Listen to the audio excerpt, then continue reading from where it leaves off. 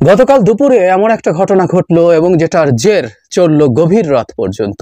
In fact আমি গভীর রাতে যখন এই ভিডিওটা রেকর্ড করছি তখনও চলছে ঘটনাটা। নিউজ একটার পর একটা আপডেট আমাদের সামনে আসলো। আমার সামনে যখনই আসছিল বারবার আমার কাছে একটা কথা মনে হচ্ছিল, কি অসভ্য আমরা, কি অকৃতজ্ঞ আমরা, স্বাধীনতা বা মুক্তির আদৌ যোগ্য নই আমরা। কথাটা বিনয় করে বলছি না, এবং এই আমরা কথাটাও বিনয় না, এই আমরার মধ্যে আমিও আছি, আমি আমাকে যুক্ত করেও কথা বলছি। কত বিষয় নিয়ে কথা বলি, নানান বিষয়, প্রতিদিন ভিডিও করি, দুটো ভিডিও কমপক্ষে করছি, দ্যাট এক্সেপশন ছাড়া। আমাদের গণ অভ্যুত্থানের আহতদের নিয়ে কি অনেক কথা বলেছি, কখনো কখনো সরকারকে কিছু স্মরণ করিয়ে দেওয়ার ক্ষেত্রে আহতদের কথা এনেছি, তাদের চিকিৎসা ঠিকঠাক মতো হচ্ছে না বলেছি, টকশোতে বলেছি, কিন্তু তাদেরকে নিয়ে কি যথেষ্ট কথা বলেছি, এক্সক্লুসিভলি বলেছি? বলিনি। আমিও অসভ্য বলেই এরকম একটা ভয়ঙ্কর ঘটনা ঘটতে হলো তাদেরকে নিয়ে এক্সক্লুসিভলি কথা বলার জন্য। যদিও আমি তো দেখেছি, আমার তো চোখে পড়েছে, বেশ কিছুদিন ধরে এই অভ্যুত্থানের আহতরা তাদের চিকিৎসা সংকট নিয়ে কথা বলছেন, তারা সমাবেশ করছেন, তারা সভা করছেন, এমনকি তারা প্রধান উপদেষ্টার বাড়ির কাছেও গিয়েছিলেন তাদের এই দাবি নিয়ে। চোখে পড়েছে তো। তখন এগুলো নিয়ে শোরগোল আমি করিনি, এক্সক্লুসিভলি শোরগোল করতে পারতাম, ভীষণ শোরগোল করতে পারতাম, শোরগোলে খুব কাজ হয়ে যেত তা বলছি না। তবে এই সরকার আবার শেখ হাসিনার সরকার না, এখানে অনেকে মিলে শোরগোল করলে কাজ হয়, সত্যিই হয়, এবং এটাই সরকার একটা গুণ তো বটেই, কিন্তু করিনি তো। গতকাল যা ঘটলো আমরা এর মধ্যে জেনে গেছি। আমাদের স্বাস্থ্য উপদেষ্টা গিয়েছিলেন পঙ্গু হাসপাতাল বলে আমরা যেটাকে চিনি, নিটর, ওখানে ব্রিটিশ হাই কমিশনার সহ এই অভ্যুত্থানে আহতদেরকে দেখতে। তিনি সব আহতদেরকে দেখতে যাননি, এই অভিযোগ তুলে প্রাথমিকভাবে অসন্তোষ তৈরি হয়। তিনি একটা ফ্লোরে যান এবং সেখানে প্রায় 1 ঘন্টার সময় নিয়ে অনেক রোগীকে তিনি দেখেছেন। ইনফ্যাক্ট একটা মন্ত্রী যখন যাচ্ছেন, সাথে একজন হাই কমিশনার আছেন, তখন সব আহতকে দেখতে হবে, এটা খুব জরুরি বিষয় না। আসলে ঘটনাটা ঘটেছে কেন সেটা একটু পরে আসছি। তো তিনি একটা ফ্লোরে যাননি এবং সবাইকে দেখেননি। সেই ফ্লোরের যারা আছেন তারা উষ্মা প্রকাশ করেন এবং একটা পর্যায়ে এই বিক্ষোভ বাড়তে বাড়তে ভয়ঙ্কর পরিস্থিতি তৈরি হয়। স্বাস্থ্য উপদেষ্টার গাড়ি ব্লক করা হয়, গাড়িতে আঘাত করার চেষ্টা করা হয়, এমন একজন গাড়ির ওপরে উঠে যান, সেই গাড়ি আর চলতে পারে না। এই পরিস্থিতিতে ব্রিটিশ হাই কমিশনারকে পুলিশ প্রোটোকল দিয়ে ভিন্ন একটা বাহনে করে ওই জায়গা থেকে সরিয়ে নেওয়া হয় এবং স্বাস্থ্য উপদেষ্টাও তার নিজের গাড়িতে আর ফিরতে পারেননি, ভিন্ন একটা গাড়িতে তাকে নিয়ে যাওয়া হয়েছিল। পরবর্তীতে আমরা দেখি যে এখানে এই হসপিটালের নিটরের যে বিভিন্ন অঙ্গে আঘাত, হাতে পায়ে আঘাতপ্রাপ্ত, গুলির আঘাতপ্রাপ্ত যারা আছেন তারা রাস্তা ব্লক করেন এবং ঠিক উল্টো পাশে চক্ষু বিজ্ঞান ইনস্টিটিউটে চিকিৎসাধীন যারা চোখে আঘাতপ্রাপ্ত আছেন তারাও চলে এসে ওই রাস্তাটা ব্লক করে রাখেন। সেই ব্লকের রাস্তা দীর্ঘ সময় চলতে থাকে, ঘন্টার পর ঘন্টা চলতে থাকে, তাতে যানবাহন চলাচল বন্ধ হয়ে গেছে।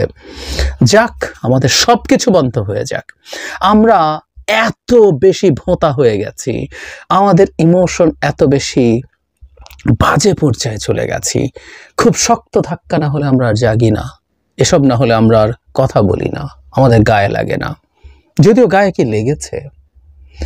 তারা চেয়েছিলেন সরকারের পক্ষ থেকে উপদেষ্টাদের কেউ আসুক, বিশেষ করে স্বাস্থ্য উপদেষ্টা আসুক বা অন্য উপদেষ্টাদের কথাও তারা বলেছেন, এসে তাদের সাথে আলোচনা করুক, তাদেরকে সান্ত্বনা দিক। না, আমি অন্তত যতক্ষণ ভিডিওটা করছি, এটা গভীর রাত, এই সময় পর্যন্ত কোনো উপদেষ্টা সেখানে যাননি।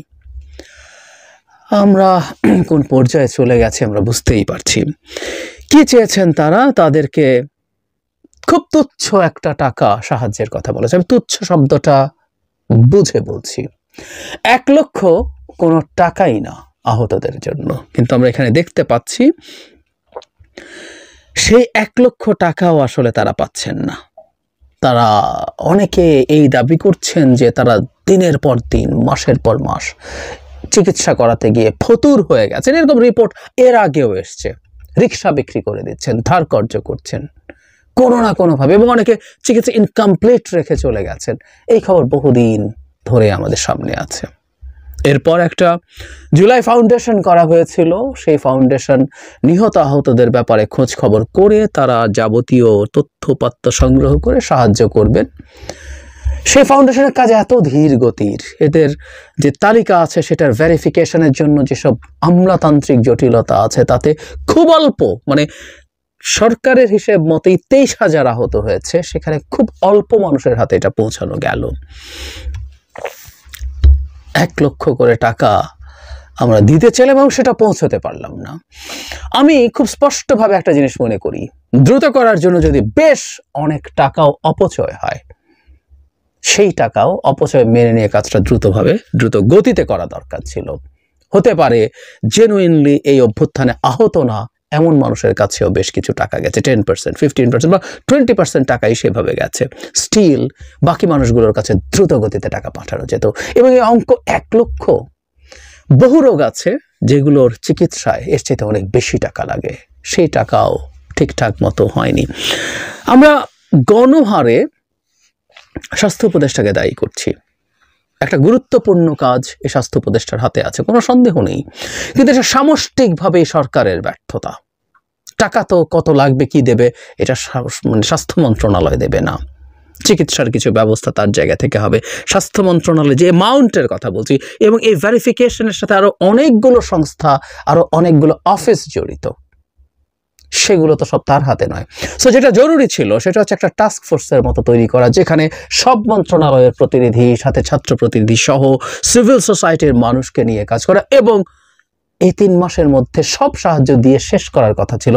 এন্ড আই রিপিট, আগেও রিপিট করেছি, এটা 1 লক্ষ টাকা না, must have been more than that.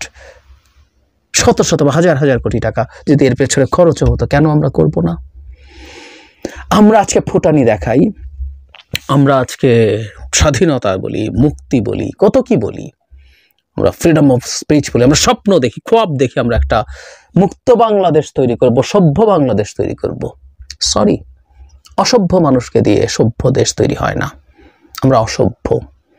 Just আমাদের অভ্যুত্থান শেষ হয়েছে, আমরা দেশ পেয়েছি, আমরা যার যার জায়গায় শেষে চলে গেছি। জাস্ট মুহূর্তের মধ্যে আমরা ভুলে গেলাম কোন মানুষগুলোর জীবন দেওয়ার পর, কোন মানুষগুলোর আহত হওয়া, অঙ্গহানি হওয়া, অন্ধত্বের বিনিময়ে আমরা এই বিজয় পেয়েছি। মুহূর্ত লাগেনি ভুলে যেতে।